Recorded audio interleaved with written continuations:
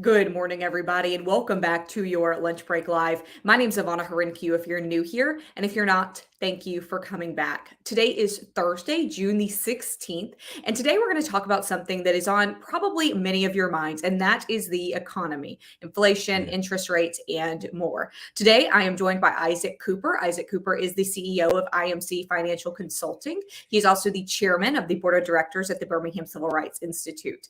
Now, Isaac has been on here before. We were just saying it seems like forever ago, but actually at the beginning of the pandemic to talk about Right. financial woes, financial worries there. And Isaac, it just seems almost like a bookend here to have you back. Yeah. But we're talking about things that can relate to the pandemic, but it is a little bit bigger than that, it feels like. And that is this economy that has so many people worried, so many people starting to panic. So I know we've got some questions. If anybody watching has questions, feel free to drop them to me here and I will ask Isaac as we go. But Isaac, I'm going to give you a chance to kind of give us almost a warning here or kind of a chance to calm us down and tell us what we need to know about this crazy economy right now. That's a good question, and also a continuation from our previous conversation because, as you mentioned, 2 years ago the economy was a little different. At the time of our conversation, we were, of course, worried about the health concerns of the pandemic, immunizations, getting just things squared away on that end, but also the stock market was actually performing very well. So the economy was a bit of a conflict, right? The assets that people had within the stock market were performing well, but businesses were closing, people were laying folks off, and so things were a bit different.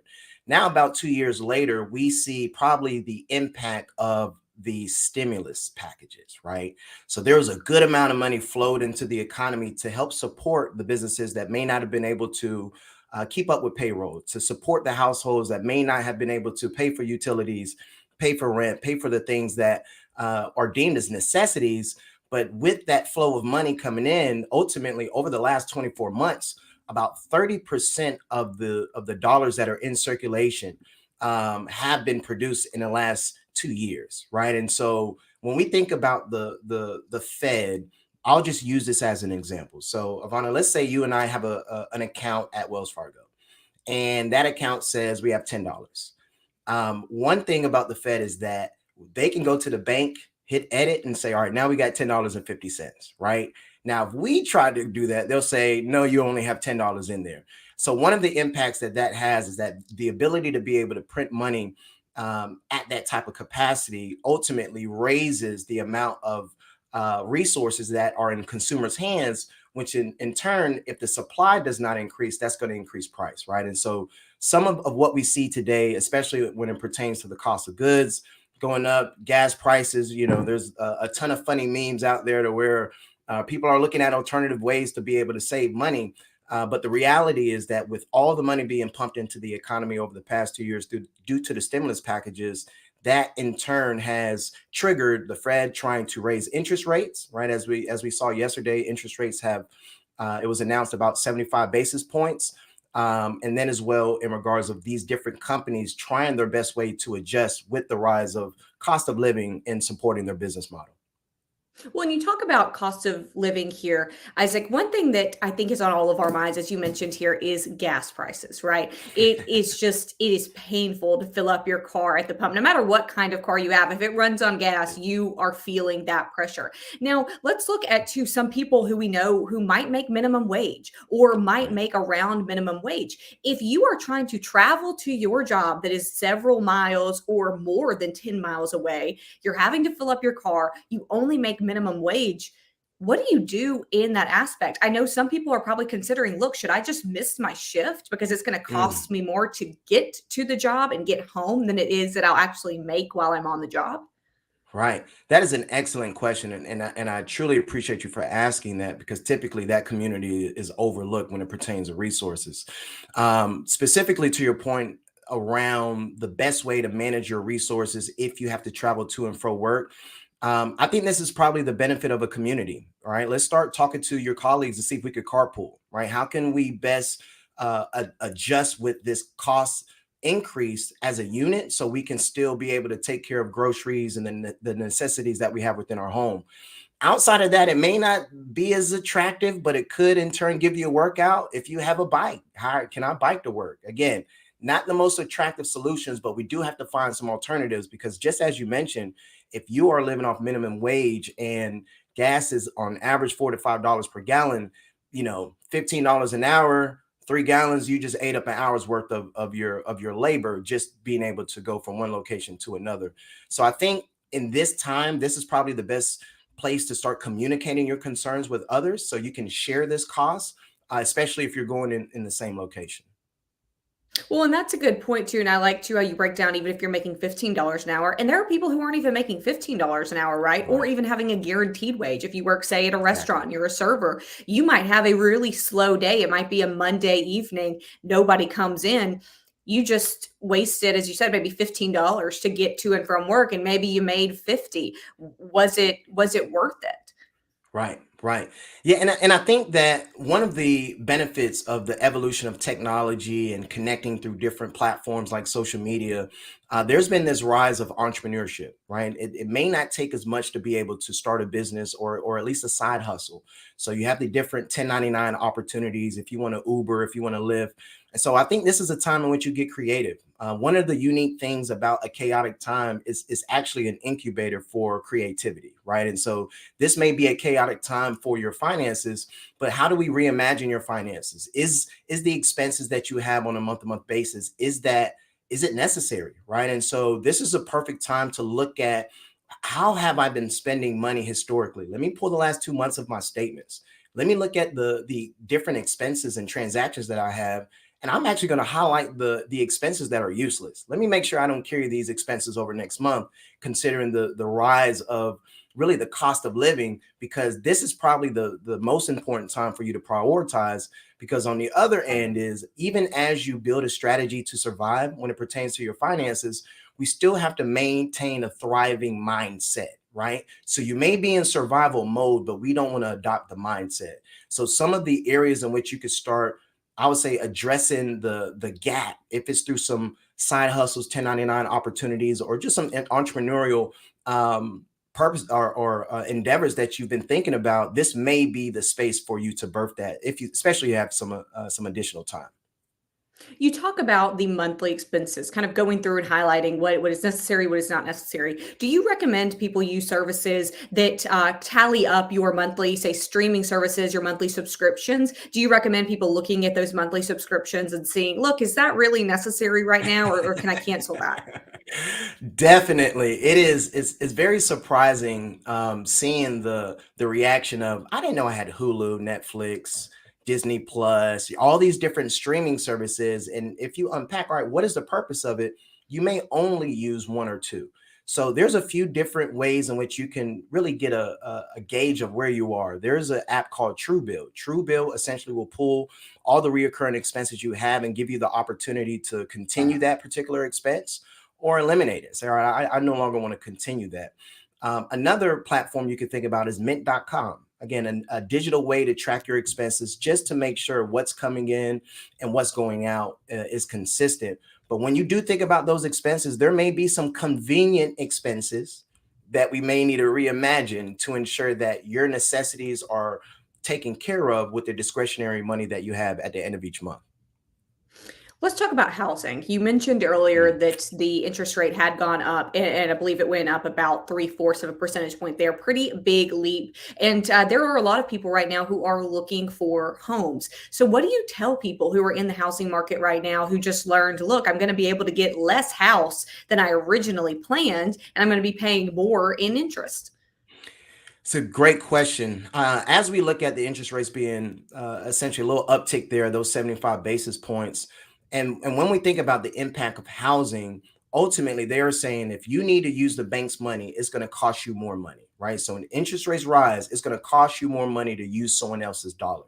So, with that being said, it may not be helpful for you to have conversations with your colleagues that purchase homes within the last 12 months because they got some really good interest rates. And you may be a bit frustrated considering the fact that interest rates are up to about 6%, right? Around, especially today. So, before you go about the steps of saying, okay, I'm ready to purchase a home, I want to go through the process, we're ready to roll. Let's make sure that you are financially prepared for this evolution, right? Like, are your personal finances in the best place? Do you have 6 months of bill paying ability saved up in cash? Do you have the down payment saved up in cash? Are you able to furnish the home once you purchase a home, right? And so sometimes we get a bit excited about the opportunity, but we don't necessarily go through the vetting process financially to ensure that once we get the house, we can then make it a home, right? So on the flip side of that, when you think about the financial aspect of it is, all right, if you're currently living somewhere and you own your home, you may have equity in it. I'm pretty sure your interest rate may not be as high as what interest rates are now. So you ultimately have to count the cost of, all right, if we do sell this home, did we already find one that we want?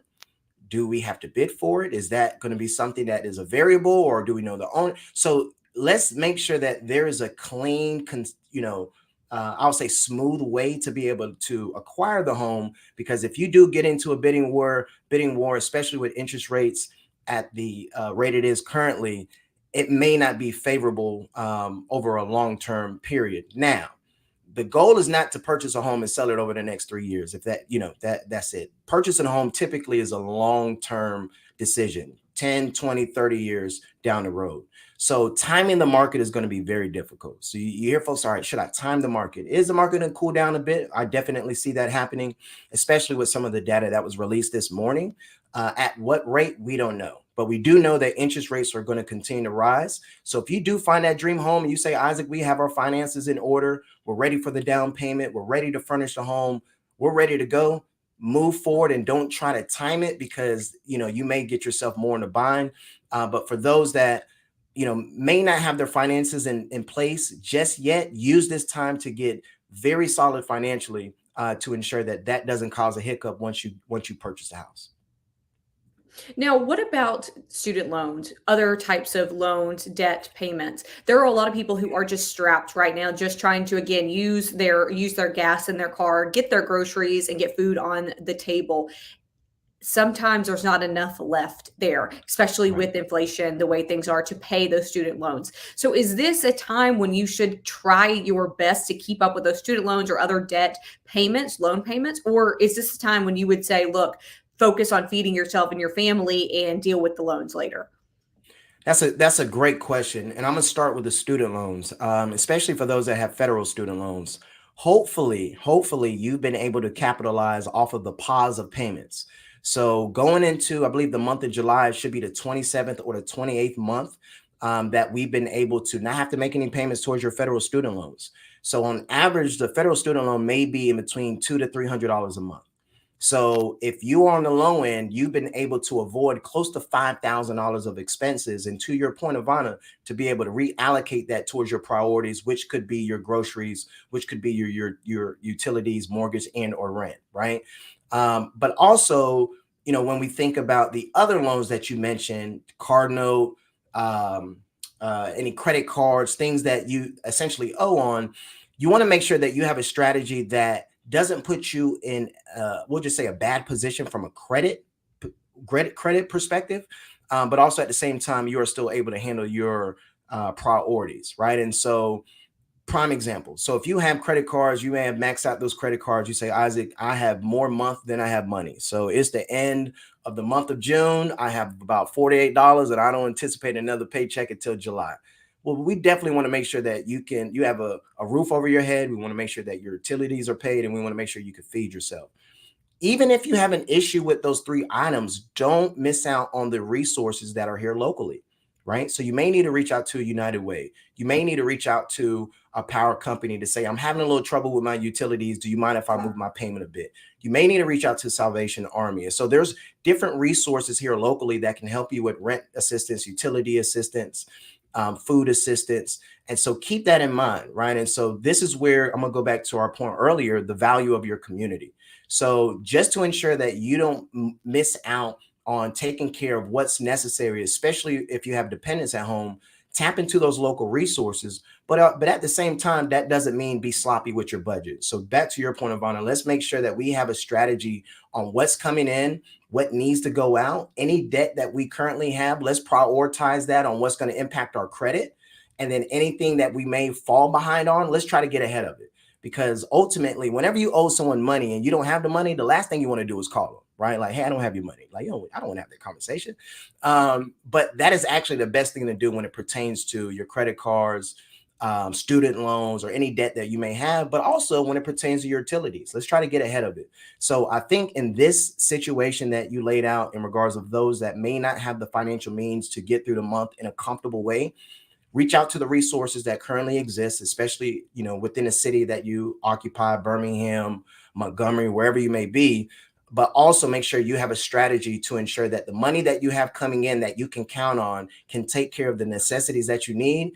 And then the debt that we have, whatever it may be, especially if you have active debt, let's just make sure we know what's going to report to the credit bureaus to ensure that our credit doesn't continue to go down. But if you have something in collections, that's a different strategy. But for your active debt, which is reporting each week in or month, you want to make sure that we have some type of strategy to at least address the minimum payment if you can.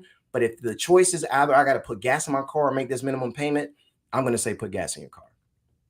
Well, and you talk about the utilities. Right now, we are in this oppressive heat wave. People are using more water, trying to make sure they hydrate themselves, their pets, their family. People are running their air conditioning just to honestly maybe not even be comfortable, but just to stay alive, stay safe here in Alabama with this heat wave. So people's utilities are going up right now with this weather. Do you find that the utility companies in a situation like this, just combined with the overusage or the increased usage plus inflation and the state of the economy, do you find that utility companies are a little bit more willing to work with people who need extensions? 100%. The history we've seen with Alabama Power, specifically, they've been very, I don't want to say lenient, but they've been able to apply empathy where need be. Prime example, I believe even now you can put together a monthly payment plan that is based off of your budget, but it may not be based off of your usage, right? So you may use a certain amount of power a particular month, and let's say it's $400 worth. But you could put together a budget with Alabama Power, and you may commit to $220 a month, right? And so there are ways in which they can essentially be flexible. But the biggest thing, they have to know that you're willing to work with them and that you have a problem, because ultimately their process is, hey, here's the bill, you got to pay us. If you don't pay us, then there's some issues, right? It's going to get to the point of it being turned off. So I think this is probably the best time to communicate. And then worst case scenario, if there isn't any wiggle room or the time in which you communicated your concern put them in a bind, start reaching out to those local resources to reflect your financial situation. And this is a time in which documentation is very important, because typically those resources will come, but you have to reflect some type of financial malnourishment, right? You have to reflect, hey, this is my income, or I lost my job, or I'm having trouble with X, Y, and Z. So make sure you keep up to date of how your money is operating, which is another point, just staying with the same audience. Ultimately, unfortunately, if you either are in a low income environment, nine times out of that 9 times out of 10 is a strong percentage, but typically you may not have a relationship with the bank. So this is a perfect time to get a relationship with the bank so you can show bank records, because if you get paid via paper check, you go to your nearest cash checking location, you're operating in cash. It's very difficult to show evidence of your income and expense mishap, because you're in a cash-based type of operation. And so if you don't have a bank account, there are safe, affordable bank accounts, especially here in the state of Alabama. Regions, they have a safe and affordable bank account. So, and they're available all throughout the state. So this is a great time to establish a banking relationship, especially to make sure that you can have access to your money quicker as well, because then you can get paid via direct deposit instead of having to wait on a physical paper check. That's a good point there. And, while we're talking too about banking records, let's talk a little bit about stocks. We know people have been panicking about the stock market here. We've heard this word bear market now going around. So what about those people who have footing in the stock market? Is this a time to sell off stocks? Is this a time to buy stocks? How should people handle that? It's a great question. So, especially on the heels of the pandemic, as we mentioned, in 2020, 2021, folks were doing a Tootsie Roll. They were very excited about the stock market. Things were looking very well. And as the market is starting to evolve, the first thing you have to take into consideration is, all right, what are my goals? What is my goal? Why did I get into the market? How am I in the market? Is it through my 401k? Is it through individual stocks? Is it through a mutual fund that I purchased? And so based off of how you've gotten into the market and what your goals are, and more importantly, what your risk tolerance is, that's going to dictate what you should do with your money.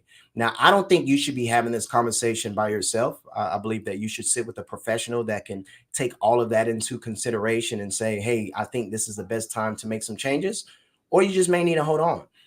Investors are seeing this from two different lenses. An investor may say, all right, this is actually a great opportunity for me to get in the market because of how history has been able to play itself out. Somebody else may say, all right, I'm actually in my 60s, I'm in my 70s. I am depending on this money to live off over the next 20, 30 years. So my risk tolerance is not, as it was 30 years ago. So what's the best way to make sure that I have access to my money whenever I need it? So I think that based off of your risk tolerance, based off of your goals, that is going to play a role on how long you should hold on to those particular companies that you're investing in and the best way to liquidate it.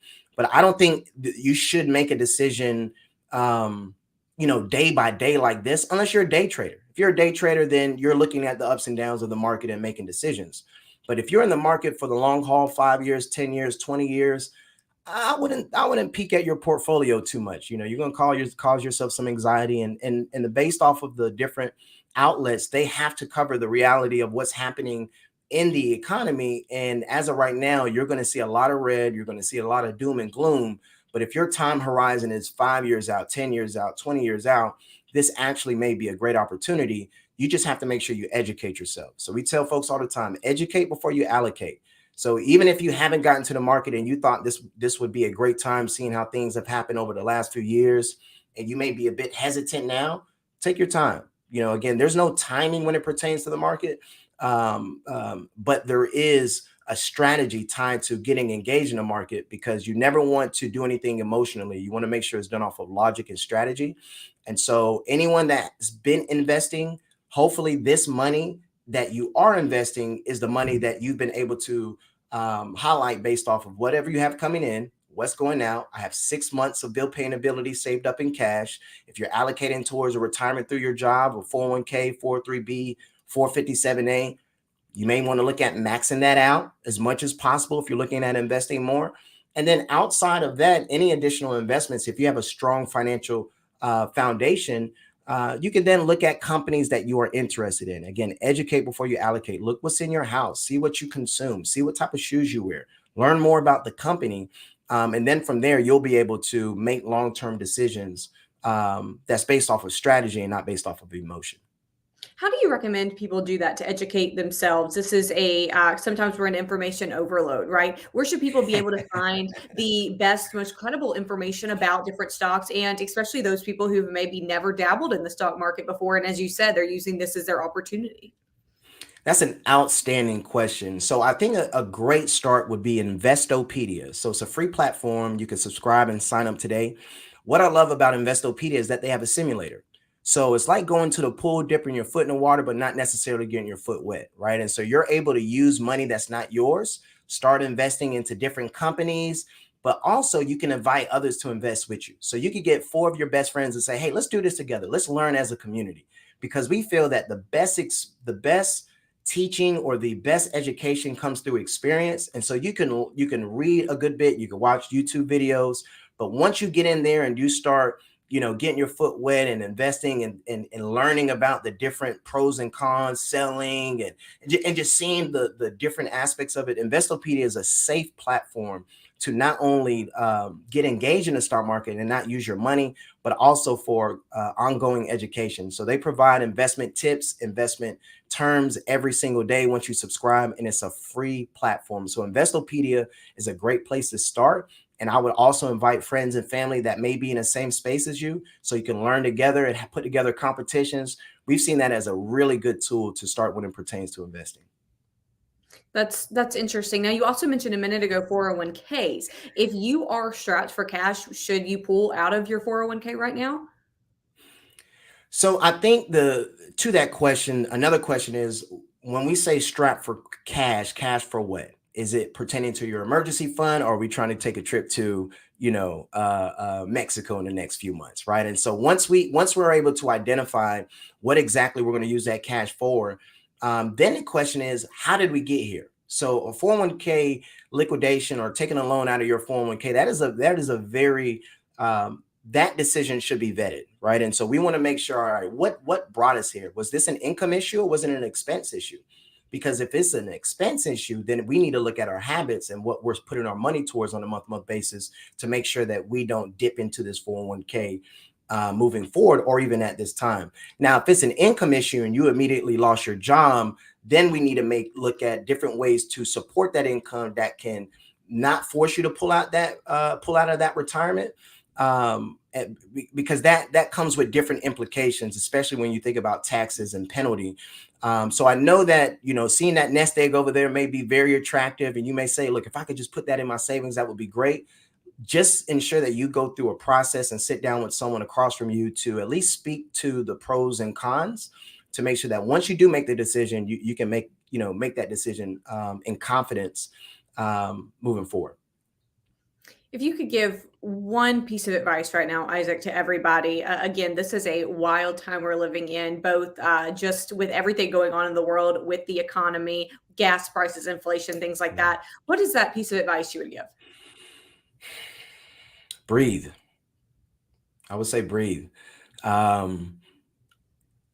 It's difficult to look at today and see yesterday and be happy, right? Okay, things were better previously. And so knowing that we are evolving, and there's a lot of things evolving at once. This is a unique generation. This is a unique time. This is going to be in history books based off of everything we just discussed, from inflation to housing, to the pandemic, to resources, to jobs, unemployment. All of this is going to be history. But the one thing I do know about Americans, and I'm gonna shout out our Alabama folks, hard times don't define us, right? And so I would tap into your creativity, tap into the inertia of resilience, and not let this define your financial situation. We often say that there's a difference between sight and vision, right? Sight is something that you see what's in front of you. Vision is something that is inside of you. So I think this is a great time to tap into what is inside of you that you want to unearth. And typically that's tied to solving a problem or serving other people, which ultimately leads to making more money. So use this time. If you've been, if your hours have been decreased, or if you're having a tough time getting to work in regards of gas prices, use this time to be uncomfortable and tap into it. Have that conversation with your coworker and say, do you mind if we ride together? We'll split gas because just the increase in, do you mind if, we spend some time on Investopedia to learn about investments? Because this is a time in which, again, a good buddy of mine always says, Isaac, there's always an expiration date to bad times, right? And so there is going to be another element of this economy that is going to impact our finances. But the more we know about our finances, the more we know what we need to get done with our finances, the better we can stay resilient in those transitions. So I would say breathe, take your time. Let's look at what's been happening financially. Let's ensure what we want to happen moving forward is not impacted of what we've done previously. And let's discontinue any expenses that can hold you back from accomplishing those goals and objectives, and celebrate. Make sure you celebrate. Isaac Cooper, again, CEO of IMC Financial Consulting. Where can people find you, find your business if they want to connect? Sure. www.planningimc.com. I think I missed a W there. So www.planningimc.com. Of course, social media platforms, IMC Financial Consulting, Instagram, LinkedIn, Facebook. You'll be able to find us. Awesome. Again, Isaac, thank you for all of this advice, for all these tools you mentioned as well. I'm excited to try some of those myself. Again, CEO of IMC Financial Consulting and the chairman of the board of directors at the Birmingham Civil Rights Institute. You're a busy man, Isaac. Thank you today for coming on, giving us this advice. And everybody, thank you so much for watching, and we will see you tomorrow.